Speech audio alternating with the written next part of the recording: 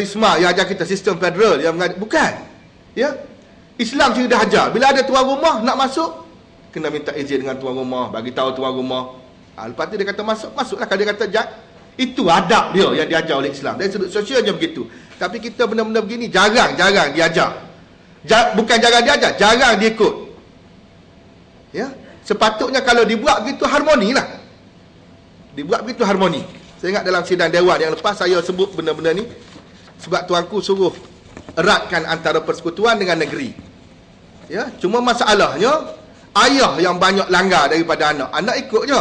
Negeri ni anak lah. Ya. Ayah samsing, biasalah ayah samsing dengan anak. Patutnya ayah tunjukkan nilai budi yang lebih sebab nak latih anak lebih elok. Tapi masalahnya ayah yang banyak. Ya. Tak apalah. Iaitu dari sudut sosial. Banyak lagi contoh-contoh yang lain, ya. Dan kalau rumah tu tak ada penghuni dan kita ada kepentingan, itu lain cerita. Maknanya laisa alaikum junahun an tadkhulu buyutan ghaira maskunatin fiha mata'un lakum wallahu ya'lamu ma tubdun wa ma taktumun. Kalau rumah tak ada penghuni, macam kata rumah untuk awam, ya. Dalam rumah tak ada barang-barang kita, tak apa, kita boleh masuk. Sekadar nak mengajar adab bersosial macam mana dalam Islam. Okey. So kita tengok dari sudut siasah atau politik. Allah Subhanahu wa taala berfirman, allazina immakannahum fil ard aqamus salah. Allazina immakannahum fil ard aqamus salah wa atawuz zakah wa amaru bil ma'ruf wa nahaw 'anil munkar walillahi 'aqibatul umur. Iaitu mereka umat Islam yang jika kami berikan kepada mereka kekuasaan memerintah di bumi, nescaya mereka mendirikan sembahyang serta memberi zakat, dan mereka menyuruh berbuat kebaikan serta melarang dari melakukan kejahatan dan perkara yang mungkar. Dan ingatlah bagi Allah jualah kesudahan segala urusan. Dari sudut Islam mengajar kita, kalau kita diberi kekuasaan, aqamus salah, kita kena dirikan sembahyang. Dalam sidang dewan di Kelantan pun dia ada pembangkang tanya berapa banyak masjid yang kerajaan negeri buat. Lalu Datuk Esko jawab, dalam Islam pun dia tak sebut aqamul masajid, aqamus salah. Yang kita kena buat mendirikan sembahyang. Dirikan masjid ni datang nombor 2. Bila kita nak sembahyang, kita fikirlah macam mana dirikan masjid. Yang penting kita nak rakyat kita dalam hati dia nak sembahyang. Bila nak, dia akan fikir macam mana dia nak buat masjid. Dan menjadi dasar kepada kerajaan Kelantan, maknanya kerajaan tak buat masjid sebiji macam tu. Kerajaan akan bantu rakyat yang buat masjid, sebab kita nak pahala tu kepada rakyat sama. Katakanlah kos 2 juta, rakyat dah buat 1 juta, tak cukup 1 juta, baru kerajaan top up. Kita nak rakyat bersama-sama dengan kerajaan dalam nak buat institusi macam ni. Ya, iza mata ibnu adam in qata'a amaluhu illa min salas. Sadaqatin jariyah. Bila kita dah meninggal, terputus semua kerja kita melainkan daripada 3 sumber. Pertama, sedekah jariah. Kita nak rakyat kita buat sedekah jariah. Jangan duk tunggu dari kerajaan bila nak buat masjid. Sedangkan kita nak sembahyang.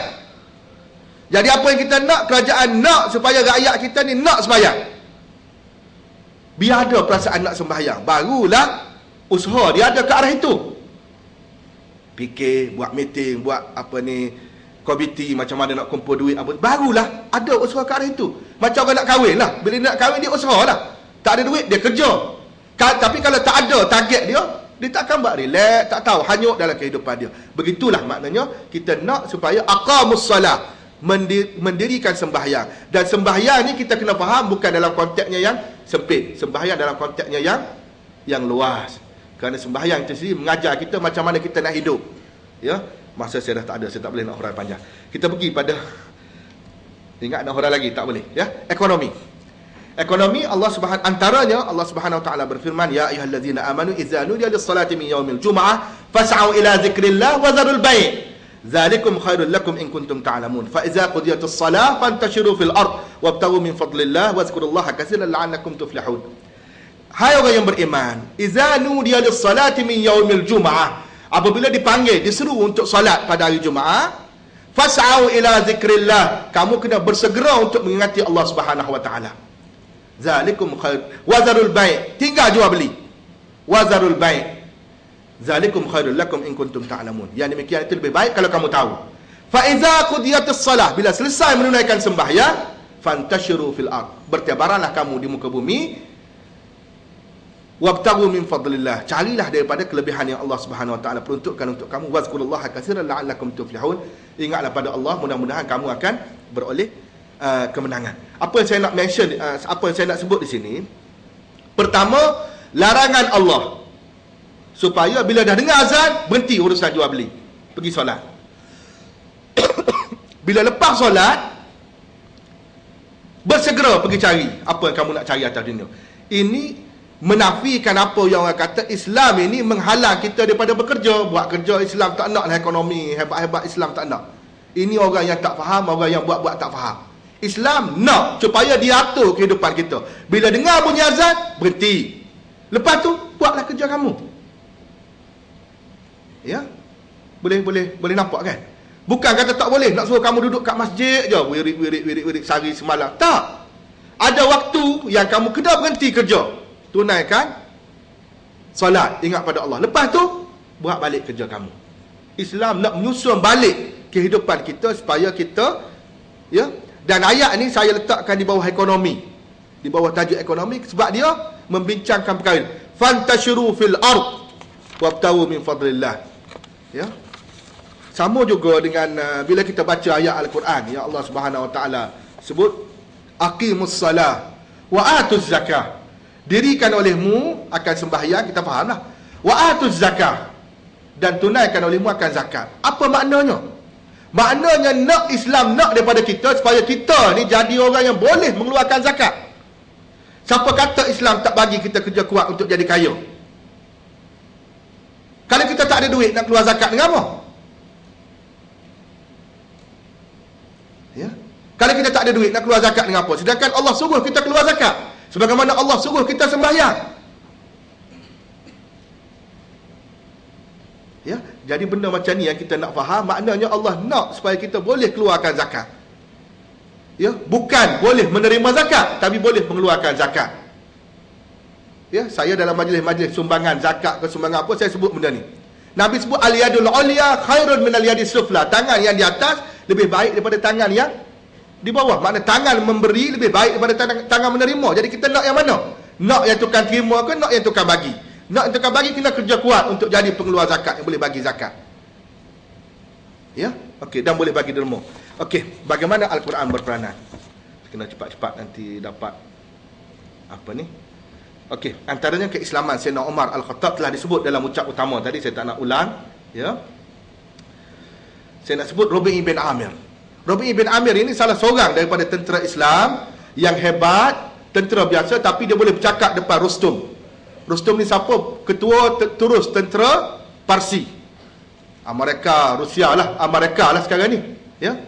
Depan dia bercakap apa? Dia kata Allahu ta'ala linukhrija man sya' min ibadatil ibad ila ibadatillah wa min dhiqid dunya ila si'atiha wa min jawril adyan ila adil Islam.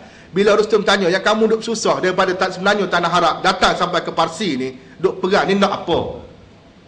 Ya, nak kain apa? Iran ni pengeluar apa ni? Kapet yang daripada dulu sampai sekarang dia pengeluar kapet. Kapet dia cantik-cantik, harga dia mahal-mahal. Nak kapet kan, nak apa benda kan, nak minyak ke apa semua. Dijawab oleh Rabi' ibn Amir, Allah ta'ala linukhrija man sya'. Allah yang utuskan kami, bukan kata kami datang suka-suka, tak. Allah yang utuskan kami. Untuk apa? Linukhrija man sya', untuk kami keluarkan siapa yang man sya'a, siapa yang dia nak. Allah nak. Allah nak siapa kami keluarkan. Tapi kerja kami mengeluarkan.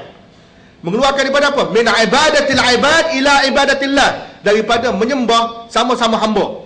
Orang Iran dia menyembah dulu, menyembah api. Api itu pun hamba. Nampak takut kita tengok api besar, tapi api itu pun hamba. Jadi buat apa? Sembah sama hamba. Sembahlah Allah, ya. Wa min dhiqid dunya ila si'atiha, daripada rasa sempitnya dunia ni kepada dunia yang lebih luas. Wa min jawril adyan ila adil Islam. Ucapan dia panjang, saya hanya ambil dia punya gist dia, ya, yang penting daripada tu. Okey, dan daripada penyelewengan agama kepada keadilan Islam. Okey. Yang ketiga, contoh yang ketiga, saya bawakan pentadbiran Islam di Kelantan. Ya, satu tadi sejarah Sayyidina Umar, lepas tu yang selepas daripada tu, kemudian saya bawa pentadbiran Islam di Kelantan. Dasar pentadbiran Kerajaan Negeri Kelantan, ya, mula daripada tahun 1990 dengan kemenangan Angkatan Perpaduan Ummah pada masa itu dalam manifesto diletakkan tema membangun bersama Islam. Ini dah masuk 23 tahun, 5 tahun ke 24. Dan kejayaan ini alhamdulillah telah diperakui dalam ucapan ke bawah duli yang Maha Mulia Sultan Muhammad kelima. Sultan Muhammad kelima dalam titah ucapan baginda ketika merasmikan sidang DUN baru ni, ya. Perasmian sidang DUN pada 16 hari bulan Jun, ya. Jun, ya. 16 bulan Jun. Mei kita mengundi 16 bulan Jun, ya. Tarikh pun dah tukar saya, ya. Di mana teras membangun bersama Islam yang diaplikasikan di Kelantan yang bersumberkan Al-Quran berpaksikan kepada 3 teras utama, iaitu ubudiyah, mas'uliyah dan itqan, atau dikenali dengan UMI. Kunci kepada kejayaan pentadbiran di bawah dasar membangun bersama Islam kerana memberi penumpuan kepada nilai-nilai takwa yang mencapai keberkatan. Ya, bila kita tekankan aspek takwa ni, dia mengurangkan banyak benda. Ya, kita tak dengar berlakunya penyelewengan, kita tak dengar berlakunya rasuah dan sebagainya, dan inilah sebenarnya yang dikehendaki oleh rakyat. Ya, secara dalam kertas kerja tu lagi panjang, di sini saya pendekkan. Konsep UMI ni, UMI ni, ubudiyah berkait dengan soal iman dan akidah, iaitu merujuk kepada tanggungjawab manusia sebagai hamba Allah Subhanahu Wa Taala. Kita buat kerja ni, kita di samping kita bertanggungjawab pada kita punya ketua jabatan, kita punya Universiti dekan, kita punya menteri, kita punya esko dia, tapi lebih kepada pengabdian diri kita pada Allah Subhanahu Wa Taala. Ya. Itu yang paling besar. Kenapa? Kerana kita pun duk baca dalam ayat kursi, Allahu la ilaha illa huwal hayyul qayyum, la ta'khuzuhu sinatun wala naum. Allah ni la ta'khuzuhu sinatun wala naum. Usahakan mengantuk, usahakan tidur. Ya, Allah ni dia tak ada mengantuk, tak ada tidur. Macam kita, sama macam ketua jabatan kita.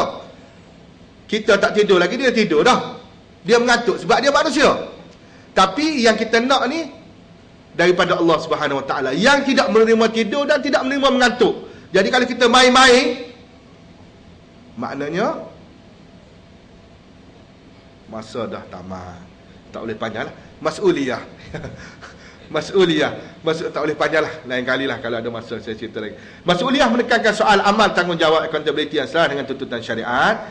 Itqan berkait dengan amalan soleh atau akhlak. Akhlak bagi seorang kaki tangan awam menekankan aspek ketekunan, kesungguhan. Bila kita buat kerja, kita buat secara teliti. Innallaha yuhibbu ahadakum idza amila amalan an yutqina. Allah suka daripada salah seorang daripada kita bila buat satu-satu perkara, kita buat dengan tekun. Buat biar jadi elok, bukan buat kerana lepas batuk di tangga. Tak.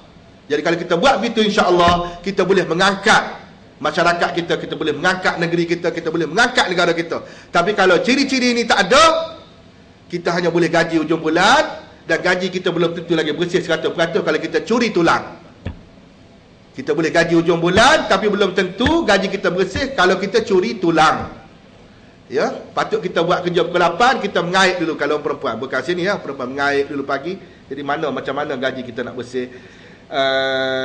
Dan konsep ini ya menzahirkan aspek jimat cermat. Dan kalau di Kelantan maknanya slogan popular yang kerap digunakan adalah berbelanja jangan sampai boros dan berjimat jangan sampai kedekut.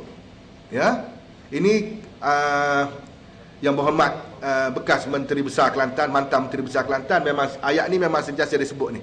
Belanja jangan sampai boros, jimat jangan sampai kedekut. Jadi fikir sendirilah, makna exco ke apa semua kena fikir sendiri. Jangan sampai kedekut dan jangan boros. Tengah-tengah. Okey. Dan Allah Subhanahu Wa Taala berfirman, "Walau anna ahlal qura amanu wattaqaw la fatahna 'alaihim barakatin minas sama'i wal ard, walakin kazzabu fa akhadnahum bima kanu yaksibun." Oriental barat apa semua tak ada dah. Saya nak tutup ni sebab masa dah habis ni. Keupayaan Al-Quran dalam menjana ummah yang berpuasa tidak dapat dinafikan. Ia dinukilkan dalam catatan sejarah dunia sama ada dihasilkan oleh penulis muslim atau yang bukan muslim.